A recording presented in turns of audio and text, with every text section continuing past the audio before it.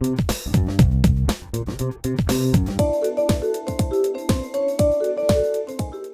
bien bonjour à tous. Comme d'habitude, nous allons faire notre petite émission sur Info Consommateur.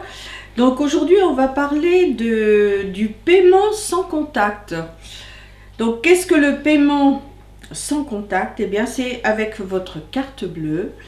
Elles doivent être équipées d'un pictogramme, c'est-à-dire de 4 petites barres qui sont auprès de la puce. Ce sont des barres un peu arrondies, hein, et ça symbolise les ondes émises par la puce. Généralement, toutes les cartes bancaires nouvelles en sont équipées, hein. Toute la nouvelle génération en est équipée, hein. Où est-ce qu'on peut l'utiliser? Eh bien, partout, chez tous les commerçants qui affichent ce logo, justement.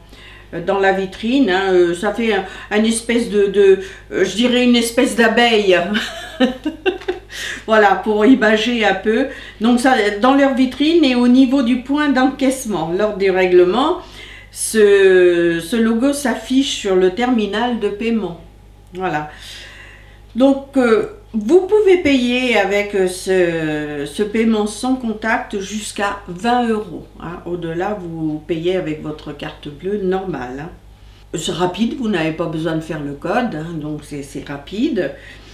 Et par contre, la carte ne peut pas passer 2 fois sans contact. Ce qu'il est bon à savoir, c'est que vous pouvez refuser le paiement sans contact et vous utilisez la fonction normale de votre carte bleue.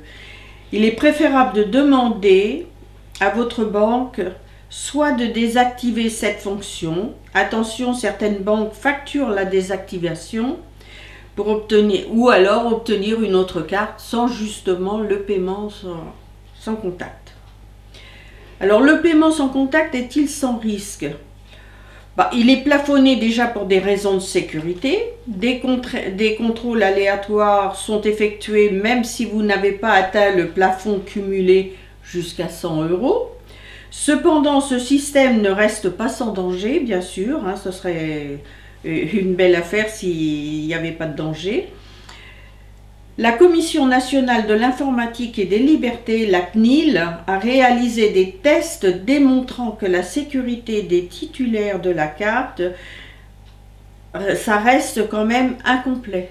En cas d'utilisation frauduleuse de votre carte, les règles sont identiques à la fraude de votre carte bancaire, que ça soit une carte avec ou sans fonction paiement sans contact. Hein. Ce qui est nouveau, c'est les opérateurs de téléphonie mobile en partenariat avec des établissements bancaires proposent des mobiles équipés d'une carte SIM dotée de la technologie NFC pour réaliser des paiements sans contact.